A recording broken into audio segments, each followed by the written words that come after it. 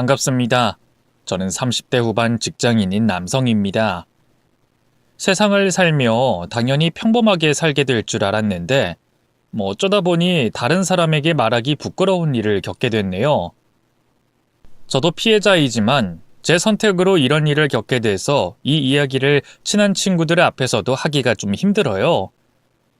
그러다 보니 아무래도 마음이 계속 답답했는데, 우연히 이런 곳을 알게 돼 제 사연을 보내게 됐습니다. 저와 비슷한 사연들이 여럿 있는 걸 보고 용기를 낼 수 있었거든요. 그럼 익명의 힘을 빌려 제가 무슨 일을 겪게 됐는지 이야기해 볼게요. 저는 몇 년 전 결혼식을 올릴 예정이었습니다. 풋풋한 대학 신입생 때부터 사귀었던 여자친구와 결혼 약속을 했거든요. 연애 기간만 10년이 넘었으니 서로에 대해서 속속히 전부 다 알고 있다고 생각했어요.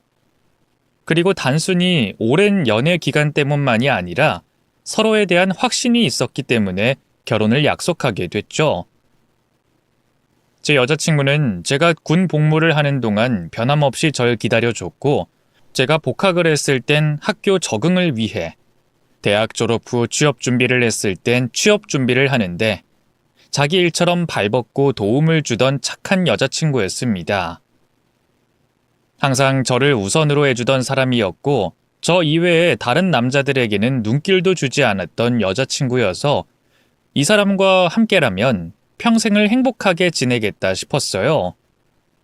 그래서 여자친구와 연애 다음 단계인 결혼을 꿈꿨고, 제가 프로포즈를 하면서 결혼을 약속하게 됐죠. 그런데 곧바로 결혼 준비를 할 수가 없었습니다. 여자친구가 모아놓은 돈이 얼마 없었거든요. 제 생각보다 훨씬 더 없었죠. 전 당연히 저보다 사회 진출이 빨랐던 여자친구가 우리 미래를 위한 준비를 하고 있었을 거라고 생각했습니다.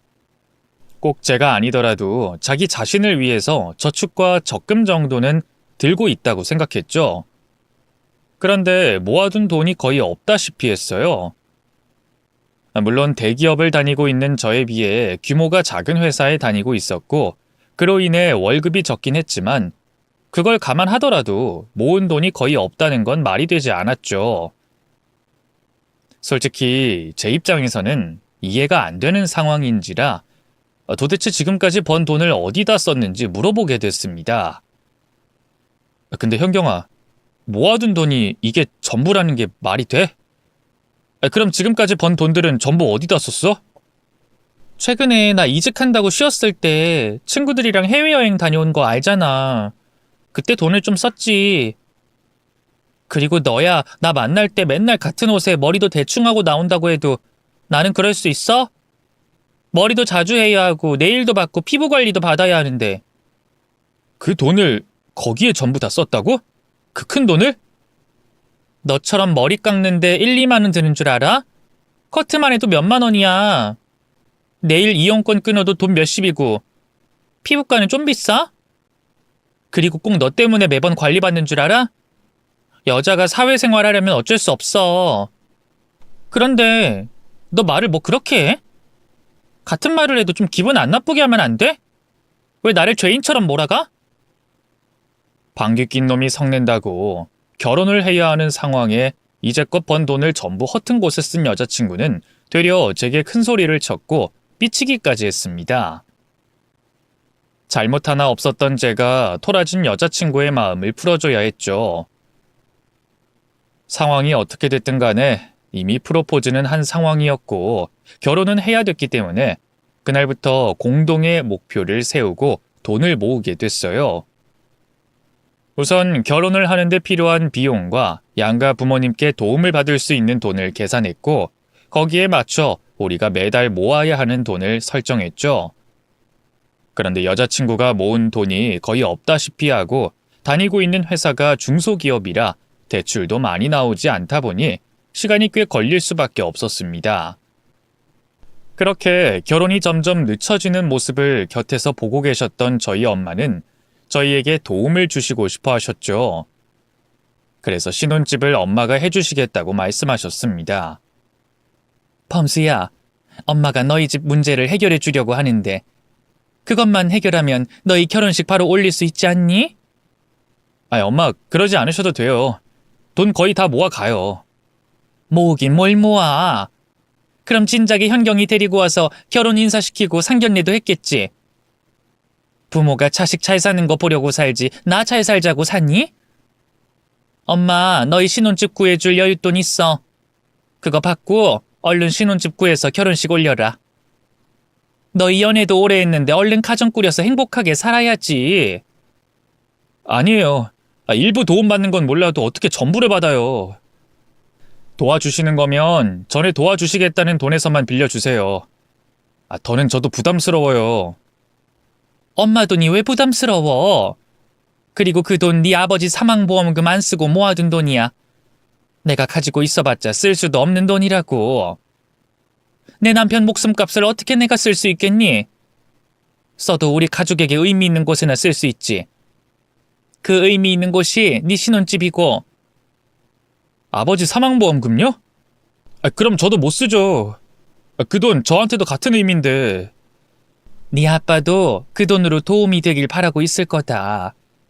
그러니까 네가 좋은 집 구해서 현경이랑 잘 살아야지. 그러니 그냥 받아. 저희 아버지께서 제가 중학생이던 시절 사고로 세상을 떠나셨는데요. 그때 받은 사망보험금을 엄마는 한 푼도 쓰지 않고 계셨어요. 제가 장가 갈 때나 돈이 필요할 때 그 돈으로 도움을 주시려고 말이죠. 그 돈이었다면 엄마는 저를 키우면서 좀 더 편하게 사실 수 있었을 겁니다.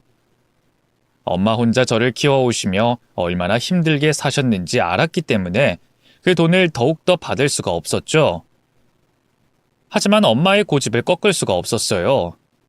그래서 정말 감사한 마음으로 그 돈을 받았고 엄마가 원하는 것처럼 여자친구와 행복한 가정을 꾸릴 신혼집을 매매하게 됐죠. 그리곤 지지부진하던 결혼 준비를 본격적으로 시작하게 됐습니다. 양가 부모님께 찾아가 뵙고 결혼 인사도 드렸고 상견례도 화기애애한 분위기 속에 맞춰서 앞으로 문제될 게 하나도 없어 보였죠. 그런데 그쯤부터 여자친구가 결혼 준비하는데 이기적인 모습을 보이는 거예요.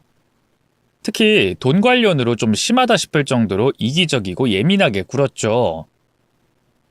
그런데 어머님, 예물 예단으로 꼭 이거 다 받으셔야 해? 솔직히 여기 있는 것들 전부 어머님께서 가지고 계시잖아. 나중에 필요하실 때 우리가 바꿔드리는 게 더 낫지 않을까? 아니면 좀 더 특별한 날 하나씩 선물해 드리고. 그렇긴 한데 장인 장모님께 드리는 비용에서 맞춘 거라. 저번에 장모님께서 예단 예물은 꼭 해야 하는 거라고 말씀하셨잖아.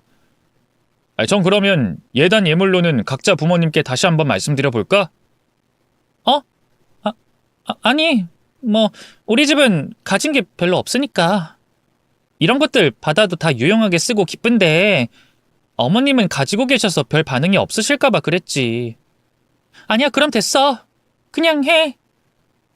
예단 예물 가지고도 이런저런 불만이 많았던 여자친구는 저희 집에서 지원을 해주는 것도 부족한 것 같다며 더 많은 지원을 요구했습니다. 사실 굳이 따지자면 저희 집 쪽에서 한 발짝이 아닌 여러 발자국 뒤로 물러서 줬던 상황이었어요. 그런데 계속해서 도움을 바라고 바라니 여자친구가 이해되지 않았죠. 결국 사소한 대화가 다툼으로 번지게 됐는데 그제야 여자친구가 솔직한 속내를 얘기했습니다. 사실 우리 집 지금 형편이 많이 안 좋아. 아빠가 빚을 좀 졌어. 그런데 지금 일자리도 잘려서 원래 도와주겠다고 한 돈을 다 못 해주는 상황이야. 그래서 내가 그렇게 돈을 아끼려고 했던 거야. 미안해. 솔직하게 말하지 못해서. 원래도 집안 형편이 좋지 못했던 여자친구 집안 형편이 최악으로 치닫고 있다 말했습니다. 그런 이유로 여자친구가 돈에 집착하고 이기적으로 굴었던 거죠. 집안 사정으로 힘이 들었을 여자친구에게 화를 내고 이기적이라며 몰아갔던 게 미안했던 저는 사과를 했고 이해를 해줬습니다. 그와 동시에 앞으로 결혼 후 우리가 버는 돈의 일부를 여자친구 집안에 지원해 주기로 약속했죠. 그렇게 그 일을 마지막으로 이제 정말 결혼식만 앞두고 있었는데 갑자기 모든 게 멈추게 됐어요. 코로나 팬데믹이 시작됐거든요. 그땐 정말 종말이라도 온 것처럼 난리였습니다. 저희뿐만 아니라 사회 모든 것이 멈췄던 상태였죠. 그래서 저희 결혼도 멈춰버렸어요. 예식도 취소하게 됐고요. 그리곤 상황이 나아지길 바라며 지켜봤지만 상황은 점점 나빠지고 있었습니다. 여자친구 상황도 나빠지고 있었고요. 식을 언제 올릴 수 있을지 모르게 되자 여자친구는 불안해하기 시작했어요. 집안 형편이 어려워진 상황에서 결혼도 늦춰지다 보니 제가 마음을 바꿀지도 모른다고 상상했던 거죠. 그래서 의미 없는 제 행동에 불안해하고 쉽게 짜증을 냈습니다. 그런 여자친구를 보며 몇 번이나 변하지 않을 제 마음을 확인시켜줬지만 여자친구는 같은 모습을 보였죠.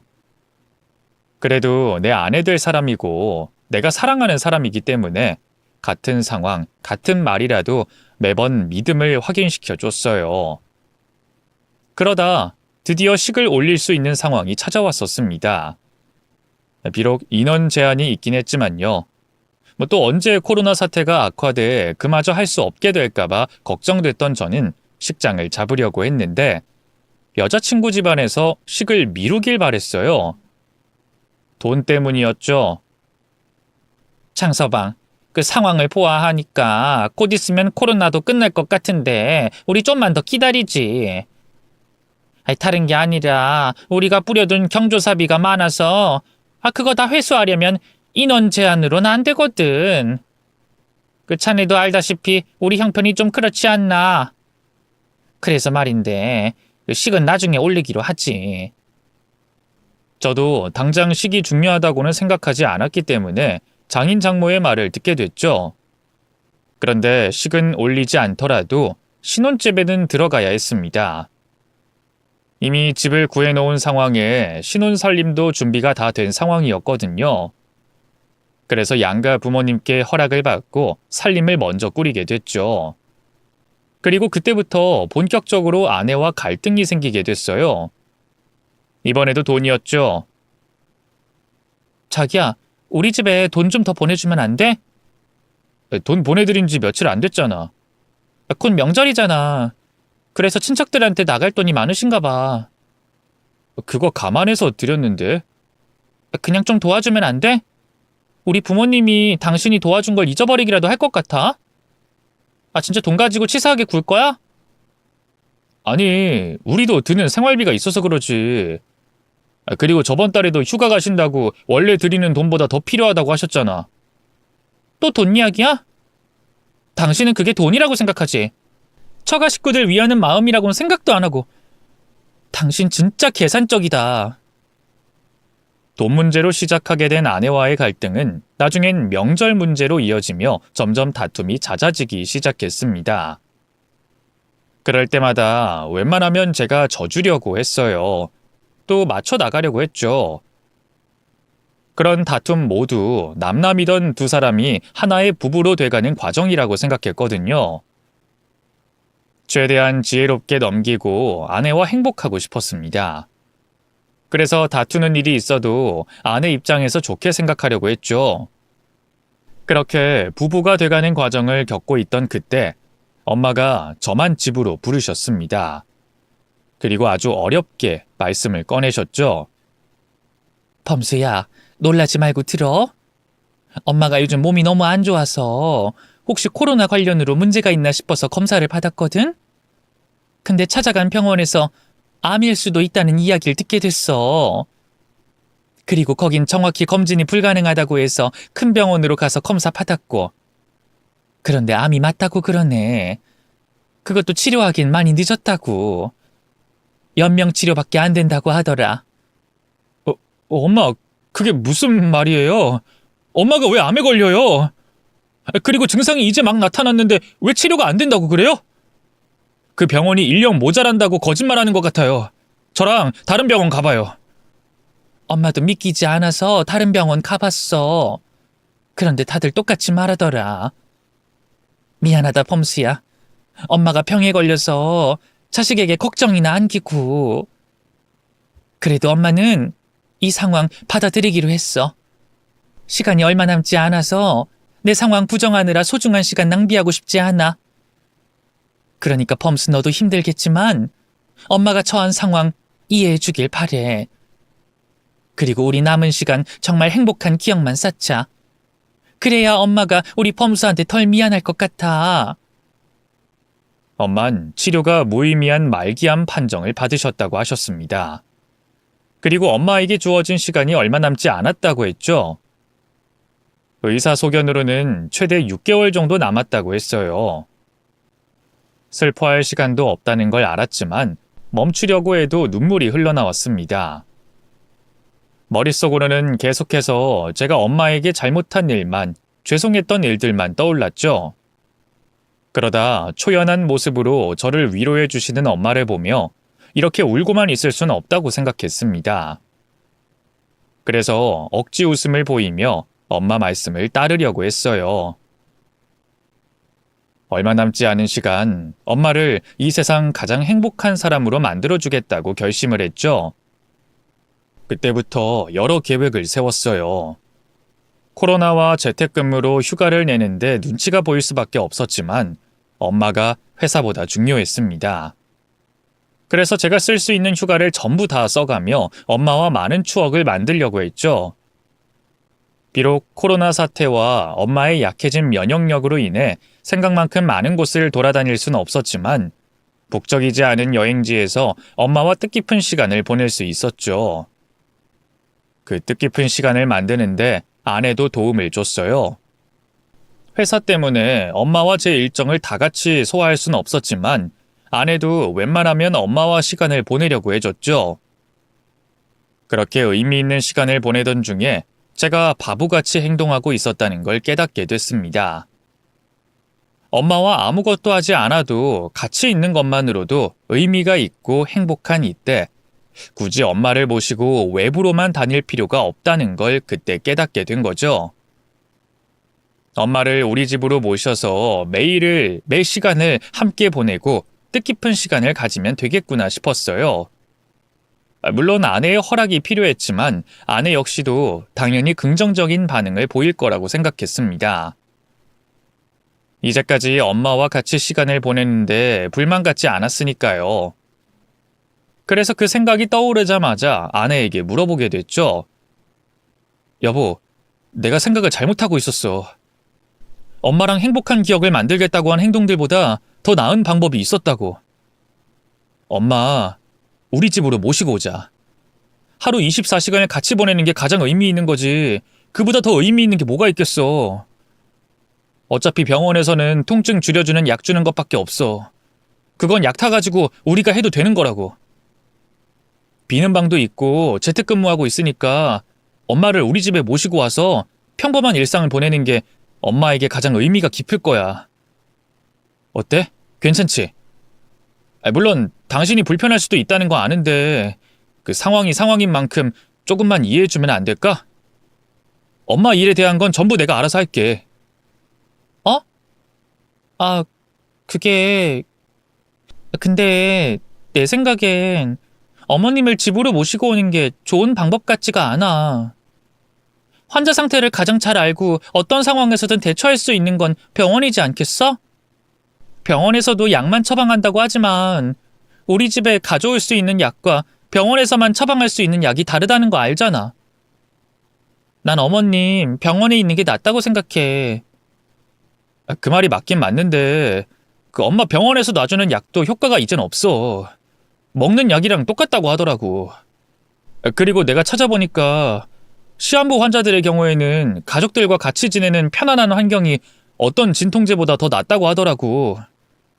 생존 기간이 더 길어진 경우도 많고. 그리고 무엇보다 엄마가 우리와 같이 지내시길 원하실 거야. 당신도 직접 봐서 알잖아. 엄마 우리랑 헤어지실 때 보면 몰래 눈물 훔치시는 걸. 우리 엄마 내가 가장 잘 알아. 분명히 이 집에서 우리와 지내시는 걸 바라고 계실 거야. 우리 신경 쓰신다고 말씀 못 하실 뿐이지. 그래? 그럼 당신도 괜찮은 거지? 나 내일 병원 가서 상담하고 엄마 모시고 와도 되는 거지? 그게, 잠깐만. 근데, 우리가 어머님께 신경을 써드릴 순 있을까? 어머님 만날 때야, 뭐 휴가다 휴일이다, 업무에서 벗어난 상황이니까 어머님께만 신경 쓸 수 있었다고 쳐도, 우리 집으로 들어오시면 우리가 일하고 있어서 신경 쓰기가 힘들잖아. 그럼 괜히 외로우시게 만드는 거 아니야?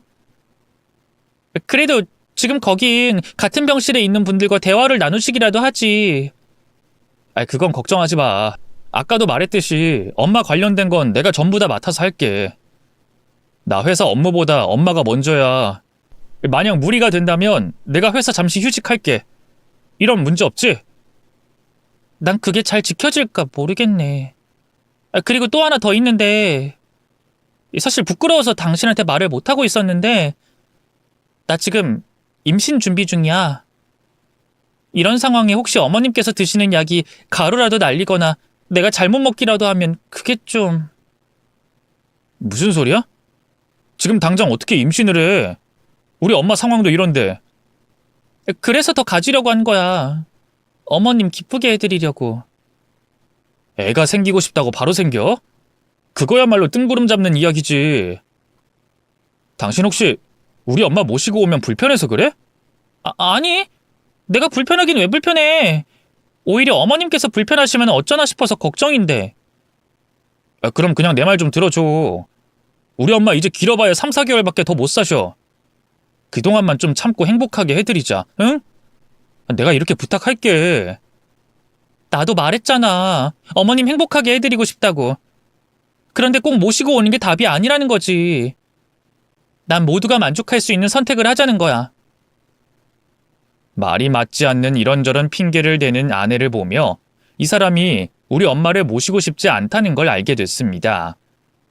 정말 너무하다고 생각했어요. 만약 저희 엄마가 단순히 저희와 같이 사시고 싶어서 합가하자고 말씀하신다면 그런 아내의 반응을 이해할 수 있었습니다. 그런데 지금 이건 상황이 전혀 다르잖아요. 시간이 얼마 남지 않은 엄마를 행복하게 해주고 싶다는데 그 기간이 길어봤자 3개월. 정말 기적 같은 일이 벌어져도 1년이 안 될 텐데 이 핑계 저 핑계 대며 반대하는 아내를 보며 화가 날 수밖에 없었죠. 그날 그 대화를 통해 아내의 본심을 알게 된 후 처음으로 아내와 결혼한 것에 대해 후회를 했습니다. 당장 이 여자와 헤어지고 싶다는 생각이었죠. 그리고 지금 자신이 하는 말이 얼마나 잔인한 말인지 알려주고 싶었는데 그러지 않았습니다. 화를 내지도 않았고 엄마를 모시고 오겠다고 매달리지도 않았죠. 엄마에게 시간이 없었거든요. 그래서 엄마를 댁에서 모시기로 하고 아내에게는 일방적으로 통보만 했습니다. 엄마를 댁에서 모시는 동안 집을 떠나가 있겠다고 말이죠. 이후 제가 생각한 것처럼 엄마와 함께 지내며 평범하고 잔잔하지만 행복한 시간을 가지게 됐어요. 그 당시 그 상황에선 코로나 팬데믹 시기라는 게 제게는 정말 눈물나게 고마운 일이었습니다. 아픈 엄마와 24시간 같이 있을 수 있었으니까요. 물론 마냥 좋지만은 않았죠. 하루에도 여러 번 견딜 수 없는 고통을 홀로 감당하시고 있는 엄마를 옆에서 봐야 했으니까요. 그럴 때마다 제가 참 무기력하게 느껴졌습니다.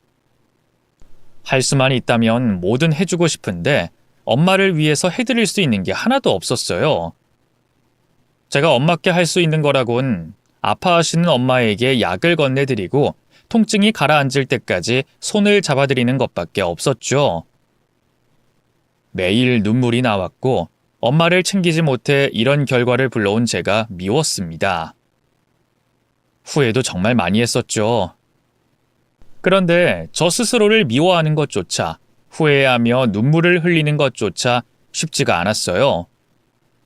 제가 눈물을 보이면 엄마가 슬퍼하실 테니 그러면 몸 상태가 더 악화되셔서 저와 같이 보내는 시간이 더 짧아질까봐 참고 견뎌야 했죠. 밖에 나가서 저 혼자 시간을 보내는 것도 쉽지가 않았습니다. 엄마에게 통증이 언제 올지 몰랐고 언제 제가 필요할지 몰랐으니까요. 그래서 화장실로 들어가 세수를 하면서 눈물을 흘려야 했죠. 그런 힘든 부분이 있었지만 그래도 엄마와 함께 할 수 있는 시간이 주어진 것에 대해 감사하게 생각했고 그 어떤 시간보다 소중하게 생각하려고 했습니다. 그리고 조금이라도 더 엄마를 제 곁에 두려고 건강관리에 신경을 써드렸죠. 하지만 제 노력이 부족했는지 아니면 더 이상 그 힘든 고통을 견디시기 어려우셨는지 엄만 우리에게 남아있다고 말씀하셨던 시간보다 더 일찍이 세상을 떠나셨습니다. 예상보다 이른 엄마와의 이별은 제 인생에서 가장 큰 충격이었고 슬픔이었지만 엄마에겐 오히려 잘된 일이라고 생각했습니다. 하루하루 끔찍한 고통 속에서 해방되셨으니까요. 그렇게 고통 속에서 해방되신 엄마가 아버지를 만난 하늘나라에서는 행복하시길 빌며 장례를 치르고 있었습니다. 아내도 제 곁에서 빈소를 지키고 있었죠. 사실 그때까지 고민을 했었어요. 엄마를 모시고 오는데 반대한 아내가 미웠었지만 3개월이 조금 안 되는 기간 동안 그 감정이 많이 가라앉아 있었거든요. 거기다 아내와 제가 아직 식도 올리지 않았고 혼인신고도 하지 않은 상황이라 굳이 엄마의 빈소를 지키지 않아도 된다고 했는데 시어머니 되는 분의 장례를 며느리가 어떻게 안 지킬 수 있겠냐며 빈소를 지키고 있었어요. 또 아내뿐만 아니라 처가 식구들도 모두 저희 엄마 빈소를 찾아와 제게 위로도 해주고 장례를 치르는 내내 발벗고 도움을 줬습니다. 그러다 보니 파혼까지 할 필요가 있나 고민하고 있었죠. 너무 힘든 상황이었던 저에게 아내와 처가 식구들의 행동은 정말 큰 힘이 돼줬거든요. 그런데 그런 행동들 모두 어떤 목적을 위한 계산된 행동이었다는 걸 알게 됐어요. 그것도 기가 막힌 순간에 말이죠. 아내와 처가 식구들의 의도를 알아차리게 된 건 장례식 마지막 날이었습니다. 날이 밝고 발인을 하게 되면 이제 엄마를 영영 떠나보낸다는 생각에 마음이 답답하고 쓸쓸했어요. 그래서 잠이 오지 않았죠. 장례를 치른다고 3일째 밤을 새우고 있어서 내일 문제없이 발인을 하려면 잠깐이라도 눈을 붙여야 한다는 걸 알았지만 복잡한 마음 때문에 도저히 잠이 오지 않았습니다. 결국 뜬 눈으로 밤을 새고 있었는데 아내가 제 옆으로 오더라고요.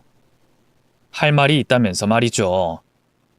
당연히 저를 위로해주는 말일 줄 알았는데 아니었습니다. 아내 식구들에 대한 이야기였죠.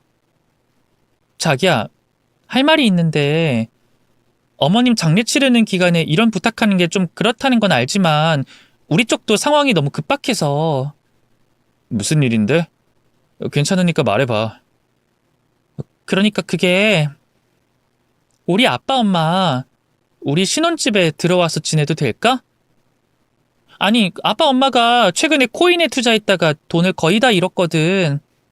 거기다 크게 한 방 노린다고 다른 사람들 돈까지 빌려서 빚까지 생겼고.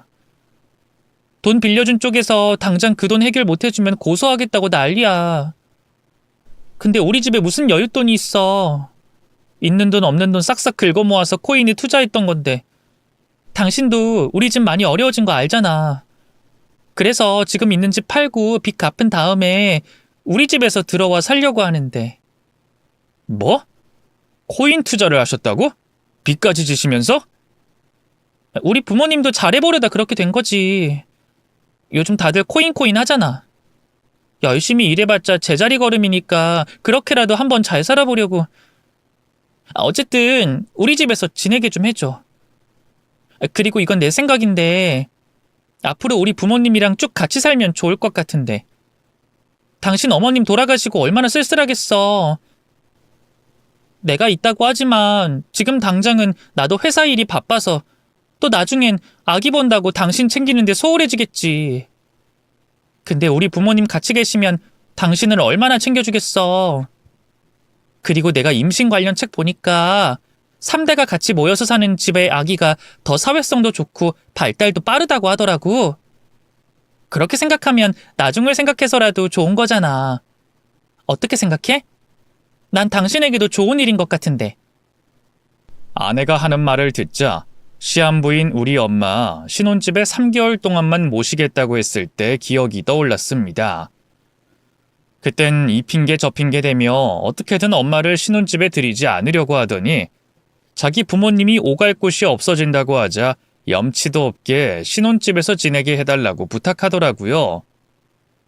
몇 개월 전에 아내가 한 짓이 있는데 어쩜 이렇게 뻔뻔하게 부탁을 해오나 싶었습니다.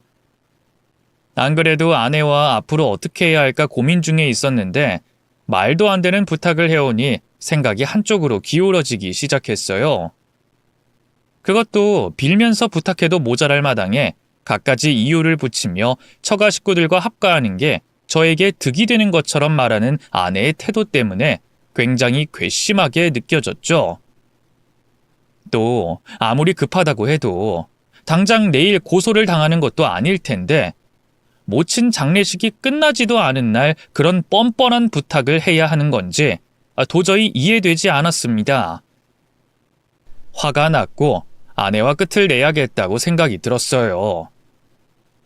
파혼은 엄마 장례를 마친 후에 하기로 하고 우선은 처가 식구가 제 집에 머무는 부탁만 거절하려고 했죠. 그런데 제가 입을 떼기도 전에 처가 식구들이 아내 말을 거들기 시작했습니다. 분명 방금 전까지만 해도 주위에 없었던 처가 식구였는데 아내가 말을 꺼내고 얼마 되지 않아 약속이라도 한 것처럼 제 주변에 몰려와 있었죠.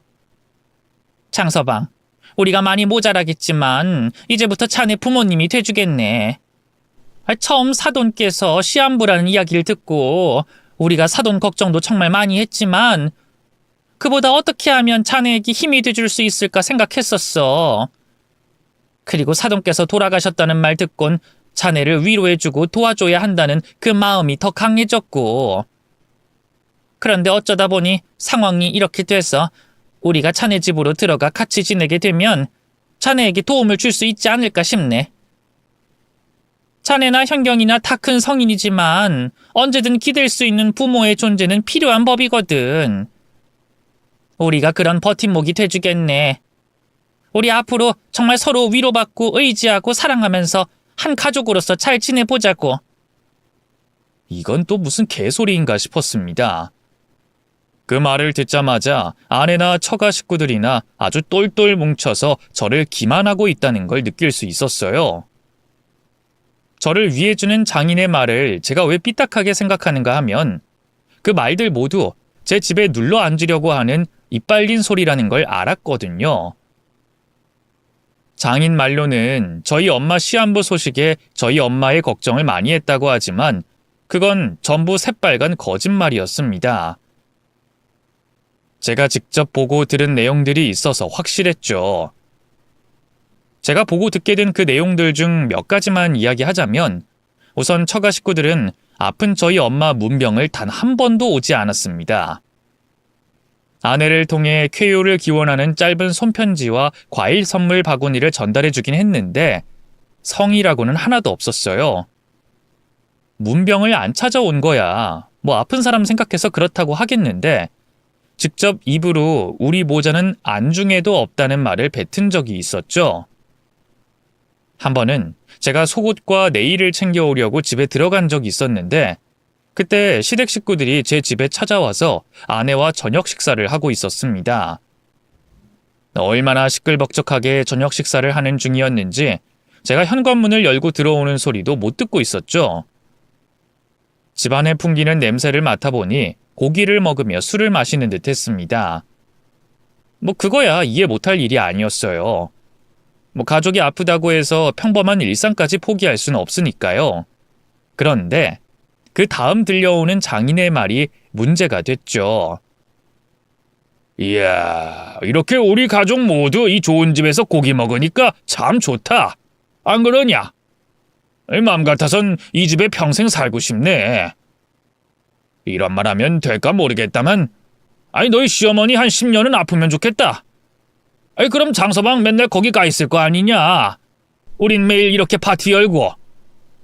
아유 여보, 그렇게 오래 아프면 장서방이 거기에 가서 있겠어요? 집에서 왔다 갔다 하지? 짧고 굵게 또 여러 번 아파야 장서방이 그 집에 매달리죠. 그런데 이 살 날이 얼마 안 남았다고 하니 아쉽네 아쉬워. 아이 거참 당신도 아이 기분 좋게 있었는데 초를 치기는. 아이 근데 말이 나와서 말인데 우리가 여기 들어오면 안 되나? 아이 남는 방도 있는데. 현경아, 그거 어떻게 안 되겠어? 나도 마음은 그러고 싶지만 그게 내 맘대로 되나? 이 집도 그 이명인데. 그리고 개미만한 집이라고 하지만 아빠 엄마 집이 있는데 무슨 핑계를 대고 이 집에 데리고 와. 그냥 지금 한다는 투자나 열심히 잘해봐. 가족끼리 나누는 시시껄렁한 농담일 수 있겠습니다만 아무리 당사자가 앞에 없는 농담이라고 해도 해서는 안 되는 말이 있지 않습니까? 그런데 장인과 장모라는 사람들이 아픈 저희 엄마를 입에 담으며 시시덕거리고 있었어요. 기분이 나빴지만 아픈 엄마가 계신 집으로 빨리 돌아가 봐야 했고 없는 데서는 나랏님 욕도 한다고 하니 못 들은 척 넘기려고 했습니다. 그래서 현관문 소리를 크게 내며 제가 왔다는 걸 알리고 집으로 들어온 척 했죠. 그날 이후로는 처가 식구들을 마주치지 않아 저와 엄마를 얼마나 더 입에 올렸는진 모르지만 제가 짐을 챙기려 집에 갈 때면 종종 볼 수 있었던 여러 병의 술병과 남은 음식들의 흔적으로 인해 꽤 자주 제 집에서 아내 가족들이 즐거운 모임을 했다는 걸 알 수가 있었어요. 그러니까 제게 도움을 주려고 했다거나 아픈 저희 엄마를 신경 썼다는 건 새빨간 거짓말이었겠죠. 정말 신경을 썼다면 저희 엄마가 살아계시는 동안 피부로 느끼게 해준 행동이 있었어야 했습니다. 아내가 그런 행동을 몇 번 했었지만 그건 제 아내로서 눈치가 보여서 한 행동이었을 거예요. 아내나 처가 식구들이나 정말 괘씸하다고 생각돼 겨우 내 집에 발들이지 말라는 말로 끝내고 싶지 않았습니다. 어떤 식으로든 복수를 하고 싶었죠. 제게서 긍정적인 대답이 나오길 바라고 있는 아내와 처가 식구들을 보며 어떻게 해야 이 사람들에게 복수를 할 수 있을까 생각했어요. 그러다 한 가지 생각이 번뜩하고 떠올랐습니다. 법적으로 조금 더 알아봐야 했지만 법적 문제만 없다면 아내와 파혼하는 동시에 처가 식구들에게도 복수를 할 수 있겠다 싶었죠. 그래서 우선은 아내의 제안을 수락했어요. 처가 식구들이 제 집에 들어와 지내도 된다고 말했죠. 제 허락을 받은 아내와 처가 식구들은 장례식장인 걸 잊어버렸는지 서로 얼싸안고 기뻐했습니다. 앞으로 자신들에게 어떤 결과가 있을지도 모른 채 말이죠. 그렇게 모친 장례를 잘 치른 뒤 저는 마음을 추스를 사이도 없이 바쁘게 움직였습니다. 제 계획을 준비해야 하기도 했고 법적인 부분도 문제가 없는지 알아봐야 했거든요. 웬만하면 타이밍을 잘 맞춰 장인 장모가 집을 팔고 들어오는 순간 제 계획을 아내와 처가 식구들에게 선언하고 싶었습니다. 장인 장모가 또 아내가 설레고 기뻐하는 표정에서 충격을 받고 낙담하는 표정을 보고 싶었으니까요. 그런데 제가 준비를 다 마쳤다고 해서 계획이 실행되는 일이 아니었기 때문에 초조한 마음으로 기다리게 됐죠. 그러다 하늘도 아내와 처가 식구들에게 벌을 내려주고 싶었는지 정확한 타이밍에 제 계획을 거들어줄 분들을 만나게 해주셨습니다. 부동산을 통해서 말이죠. 그러니까 제 계획은 이러했어요. 장인 장모가 집을 팔고 남은 돈 모두로 빚을 갚은 뒤 우리 집에 들어오는 순간 제 집을 팔았다며 아내와 처가 식구들에게 강제 퇴거를 선언하는 거였습니다. 장인 장모는 빚을 갚는다고 집을 팔아 남은 돈이 없는 상태겠고 아내는 평소 해픈 씀씀이로 여윳돈이 많지 않을 테니 당장 세 식구가 지낼 만한 집을 구할 수가 없을 거라고 생각했죠. 한마디로 그 사람들 모두 길거리에 나앉게 되는 거예요. 저와 아내가 법적인 부부 사이도 아니라서 집을 못 나가겠다며 버틴다고 버텨봤자 제게 돌아오는 피해는 없었습니다. 그나마 문제될 건 사실혼 관계였는데 그것도 아내가 저지른 잘못으로 인정이 안 될 확률이 높다고 했어요. 시한부 시어머니를 부양하지 않겠다는 아내와의 갈등으로 제가 엄마를 돌보게 했다고 집을 나간 행동이 별거로 해석될 수 있다며, 그렇다면 이 점이 혼인 전 암묵적 파혼으로 인정될 수 있다는 말이었죠. 거기다 참 아이러니하게도 아내와 처가 식구들이 아픈 저희 엄마에게 또 간병하는 저에게 무관심했던 부분이 파혼으로 해석하는데 큰 도움이 됐습니다. 이런 제 계획이 딱 들어맞으려면 집을 매매하겠다는 분들이 필요했는데 때마침 매물을 내놨던 부동산 중 한 곳에서 연락이 온 거예요. 최대한 빠르게 매매를 진행하고 싶다고 말이죠. 그날 그 연락을 받고 곧장 계약을 진행했습니다. 또 혹시 매수하는 분이 중간에 마음이 바뀔까봐 내놓은 가격보다 조금 깎아드리기까지 했죠. 어차피 그때가 코로나 시기로 아파트 값이 많이 올랐을 때라 그렇게 해도 제게 손해가 아니었으니까요. 그렇게 아파트 계약 날짜를 장인 장모가 제 집으로 들어오는 바로 다음 날로 작성하고 전 틈틈이 제 짐을 엄마 집으로 옮겼어요. 아내는 그 모습을 보며 자기 부모님 지낼 공간을 만들어준다고 착각했고요. 이후 저는 즐거운 상상을 하며 장인 장모가 집으로 들어오는 날을 기다렸습니다. 그리고 대망의 그날이 밝았죠. 최대한 일찍 제 집으로 들어온다고 해도 채 하루를 지낼 수 없는 상황인데 장인 장모는 이사하는 비용을 아끼겠다며 이사 시간을 오후로 잡았고 저녁이 돼서야 이사를 마칠 수 있었습니다. 집으로 들어온 장인 장모는 제 환심을 사려고 했는지 어디서 한우를 사와서는 고기를 구워 먹자고 하더라고요. 딱 봐도 산통 깨기 좋은 때인 것 같아 제 계획에 대해서 아내와 처가 식구들에게 통보를 했죠. 원래 이삿날은 중국집인데 오늘은 특별한 날이니 고작 짜장면 탕수육으로 넘어갈 수 없을 것 같아서 우리가 특별히 준비했네. 여기 한우와 7년 된 인삼주네. 오늘 몸보신도 하면서 앞으로 함께할 우리 가족의 행복을 기원해 보자고. 전 괜찮습니다. 내일 정신이 없을 것 같아서 일찍 잠자리에 들어야 할 것 같거든요. 두 분도 내일 바쁘실 텐데 고기랑 술은 내일 드시죠. 지금 잠자리에 들어도 얼마 못 주무실 텐데. 그게 무슨 말인가? 내일 바쁘다니. 이 집에 무슨 일이 있어? 혹시 우리 때문에 리모델링이라도 하려고? 글쎄요. 내일 들어오시는 분들이 리모델링 하신다고 했는지 기억이 잘 안 나네요. 뭐? 이 집에 오는 사람이 우리 말고 또 있어? 자기야, 그게 무슨 말이야? 내일 누가 오는데? 당연히 이 집 구매하신 분들이 들어오지. 그러니까 당신도 어서 자. 내일 아침부터 당신 부모님 데리고 몸 늙고 곳 찾으려면 고생 좀 할 텐데. 뭐? 당신 지금 무슨 말 하는 거야? 장서방, 지금 뭐 하는 건가? 우리 오기 전에 술이라도 한 잔 걸쳤어? 아이 장인 장모가 새빵살이 한다고 우습게 보여서 장난치는 건가? 장난이요? 전 진지하게 두 분 걱정하는 겁니다. 진짜 내일 이 집에 다른 분들 들어오세요. 그러니까 내일까지 여기 있는 짐들 그대로 빼세요. 저 이 집 정말로 팔았거든요. 뭐? 집을 팔아? 그 무슨 말도 안 되는... 말이 왜 안 됩니까? 이 집 저희 엄마가 사주신 제 집인데 제 집을 제가 팔겠다는데 뭐가 말이 안 돼요? 당신 왜 이래? 나랑 헤어지고 싶어서 이래? 아니면 다른 깜짝 이벤트라도 있어서 이러는 거야? 그러는 거면 말 조심 좀 해. 말 조심은 너랑 너희 부모가 해야지. 너희 가족끼리 뒤에서 우리 엄마와 나 농담 따먹기로 입에 올리는 건 기억 못해?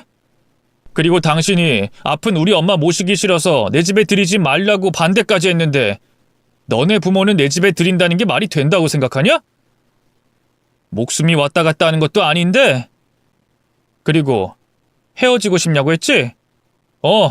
나 너랑 파혼할 거야. 이제 여기에 내 짐들 얼마 없거든?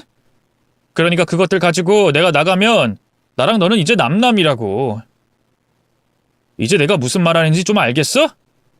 집에서 쫓겨나게 생겼다는 걸 알게 된 아내는 하늘이라도 무너진 것처럼 놀란 얼굴을 하고 있었습니다. 그러다 이내 저에게 이건 혼인빙자 사기라면서 파혼은 있을 수도 없다고 했죠. 당신 나랑 파혼하겠다고?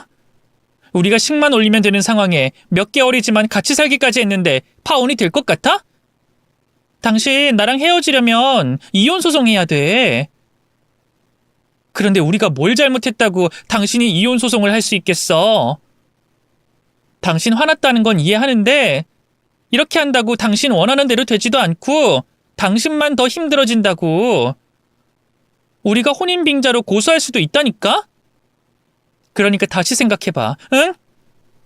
장서방, 자네가 어떤 말을 듣고 이러는지 현경이 마음을 어떤 식으로 오해하는지는 자세히는 모르지만 자네가 생각하는 것들 모두 오해야. 우린 진심으로 자네를 걱정했었다고. 그리고 이렇게 우리랑 진흙탕 싸움한다고 자네에게 좋을 게 뭐가 있나? 설령 파혼한다고 쳐도 현경이 말처럼 우리가 혼인빙자라고 하면 자네만 손해인 거야. 우리가 가만히 있겠어? 손해배상 청구한다 뭐한다 이러면 자네만 힘들지. 게다가 자네 모친 잃고 힘든 상황 아닌가? 이럴 땐 가족이 가장 필요한 법이라고. 그러니 일방적으로 화만 내지 말고 우리 천천히 대화 나누면서 오해를 풀자고. 오해? 혼인빙자? 이 사람들이 아직도 상황 파악을 못하네. 오해는 무슨 오해? 내가 지금까지 직접 보고 들은 내용이 몇 갠데. 그리고 다른 거 다 떠나서 아픈 시어머니 모시기 싫다고 반대한 이유 하나만으로도 헤어질 이유는 충분하고도 남아. 그때 이미 난 파혼해야겠다는 생각을 가졌다고. 다만 엄마와 보내야 하는 1분 1초가 귀해서 쓸데없는 곳에 시간 낭비하지 않았던 거지. 그리고 혼인빙자든 사기죄든 신고하려면 신고해. 이 결혼한다고 당신들이 손해봤던 게 뭐가 있어. 손해는 나랑 우리 엄마가 봤지. 그러니까 청구하라고, 소송이든 뭐든. 나도 알아볼 거 알아보고 문제 없다는 걸 확인한 다음에 이런 말 하는 거니까. 당신 그럼 이전부터 계획적으로 이런 일을 꾸몄다는 거야? 당신 정말 잔인한 사람이구나. 내가 당신을 잘못 봤어. 누가 할 소리? 나야말로 눈이 멀어서 꽃뱀 집안에 물려갈 뻔했다고, 알아? 이제 이 의미 없는 대화 그만하고 서로 갈 길 가자. 당신들도 내일 아침 일찍이 집 내놓고 집 찾으러 다니려면 바쁠 테니까 발 닦고 잠이나 자. 나도 여기서 마지막 일만 보고 짐 가지고 가서 잘 거야. 제가 단호하게 나오자 그제야 아내와 처가 식구들은 뻣뻣한 자세에서 고개를 숙이는 자세로 바꿔 제게 용서를 구해왔습니다. 그러거나 말거나 저는 그 집에서 마지막으로 할 일을 했죠. 그 집에 들인 신혼 가구들을 중고거래 앱으로 팔았거든요. 그래서 차례대로 저희 집을 찾아오는 구매자분들을 만나 집안에 있던 가구 하나하나를 옮겼어요. 그 모습을 보며 장인 장모라는 사람들은 발을 동동 굴렸고 아내는 어떻게 해야 제 마음을 돌릴 수 있을지 고민하는 것 같았습니다. 하지만 저는 아내가 제게 말을 걸어볼 기회조차 주지 않았어요. 마지막 중고거래를 마치자마자 전 미리 챙긴 짐을 가지고 저희 엄마 집으로 갔거든요. 그러자 휴대폰으로 미친 듯이 아내와 장인 장모의 전화가 쏟아졌는데 다 무시하고 휴대폰을 무음으로 바꾼 뒤 잠을 잤습니다. 그리고 다음 날 부동산으로 찾아가 아파트 매매 계약을 마저 마치게 됐죠. 이미 제 짐들은 다 빠져 있었기 때문에 매수자분들과 같이 집으로 가서 집 내부를 확인하게 됐습니다. 그런데 그때까지 아내와 처가 식구들이 떠나지 않고 집을 지키고 있더라고요. 매수자분께서는 제게 황당한 표정을 지으시며 이게 무슨 일이냐고 물어보셨죠. 아니, 이분들은... 그러게요. 이 사람들 뭐지? 왜 남의 집을 차지하고 있는 거야? 저 죄송합니다. 제가 끝까지 확인했어야 했는데 저도 어제 이사가는 집으로 들어가서 미처 확인을 못했네요. 문이 열려 있었나? 어떻게 들어온 거지? 저기요, 나가세요. 여기 집 팔린 곳이에요. 당신 정말 이렇게 나올 거야? 정말 나랑 끝을 보려고 이래? 장서방, 자네 이러는 거 아니네. 사람이 어떻게 이런 짓을 벌이나? 우리 보고 나가 죽으라는 소리 아니야? 당신이요? 그리고 장서방이요? 저 결혼도 안 한 사람인데 무슨 소리 하시는 거예요? 이 사람들 이거 단체로 정신병동에서 탈출했나? 다들 왜 저래?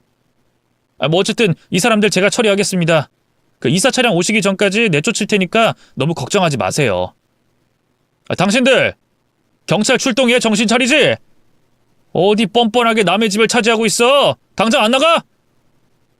저는 제 아내와 장인 장모가 될 수 있었던 사람들을 다른 사람 앞에서 큰 소리로 꾸짖었습니다. 그리고 정말 경찰에 신고를 했죠. 신고를 받고 나온 경찰은 저와 아내의 상반된 주장을 듣고 난감해했어요. 하지만 그러건 말건 그 집은 이미 매수자의 집이 되어 있었으니 무단 침입이 됐고 그 자리를 더 지키고 있다간 불법 무단 점거가 될 상황이었죠. 결국 아내와 장인 장모는 그 집에서 나갈 수밖에 없었습니다. 그리곤 밖으로 나온 그 사람들은 제게 매달리기 시작했죠. 장서방, 알겠네. 우리가 잘못했고 자네 뜻을 따르도록 하지. 그런데 이렇게 아무 대책도 없이 길바닥에 내버려두는 건 너무한 거 아닌가? 몸 하나 늘 곳은 만들어주고 내쫓아야지. 자기야, 당신 우리 집 사정 알잖아. 우리 수중에 진짜 돈이 얼마 없어서 그래. 그러니까 당장 지낼 만한 집이라도 구할 수 있게 도와주면 안 될까? 너 결혼한다고 모아둔 돈은 전부 어쨌냐? 우리 엄마가 집 구해서 그 돈 그대로일 거 아니야. 그것도 흥청망청 썼지? 근데 나한테 도와달라는 말이 나오냐? 하여튼 부모나 자식이나 돈 아무렇게나 쓰고 남한테 기생해서 살려고 하고 나한테 도와달라고 하지 말고 길바닥에서 저 짐들이라도 팔아. 그럼 모텔은 몰라도 여인숙 같은 곳에서 지낼 수 있는 돈은 나오겠지. 나 오늘 이 짓 한다고 우리 엄마 집 정리도 다 못했거든? 그래서 바빠. 그러니까 나 간다. 우리 앞으로 절대 보지 말자. 우연이라도 마주치지도 말고. 제게 도움을 구걸하는 그 사람들을 길거리에 버려두고 저는 제 갈 길 갔습니다. 그리고 따로 파혼할 것도 없이 아주 잠깐 아내였던 그 여자와 식구들을 제 인생에서 정리할 수 있었죠. 파혼이라는 결과로 그동안 그 여자와 보냈던 시간이 무의했었다는 것과 그 시간을 엄마와 함께 보내지 못했다는 데 많은 후회가 남았습니다. 시간이 어느 정도 흐른 지금도 그 후회는 여전히 하고 있지만 그래도 결혼하기 전 그 여자와 가족들에게 더 큰 피해를 보기 전 관계를 정리할 수 있었다는 것에 안도하고 있어요. 그리고 너무 늦은 나이 알게 된 건지도 모르겠지만 나 아닌 상대방을 사랑이라는 이름 아래 모든 걸 이해하려고 하면 안 된다는 걸 뼈저리게 깨닫게 됐죠. 뒤늦게 깨닫게 된 이 교훈을 가지고 앞으로는 더 나은 사람을 만나기 위해 더 나은 제 삶을 위해 열심히 살아갈 겁니다. 하늘에 계신 엄마 아빠께 그만 걱정 끼치기 위해서요. 마지막으로 좀 뜬금없는 이야기일 수도 있겠지만 여러분들께서는 옆에 계신 부모님과 또는 소중한 가족분들과 많은 시간을 보내시길 바라겠습니다. 굳이 무엇을 하지 않아도 옆에 있는 것만으로 그 모든 게 추억이 된다는 걸 저는 너무 늦게 깨닫고 후회했었거든요. 그럼 가족분들과 행복한 시간 보내시길 바라며 저는 인사를 드리고 글을 마칠게요. 읽어주셔서 감사합니다. 다들 건강하세요.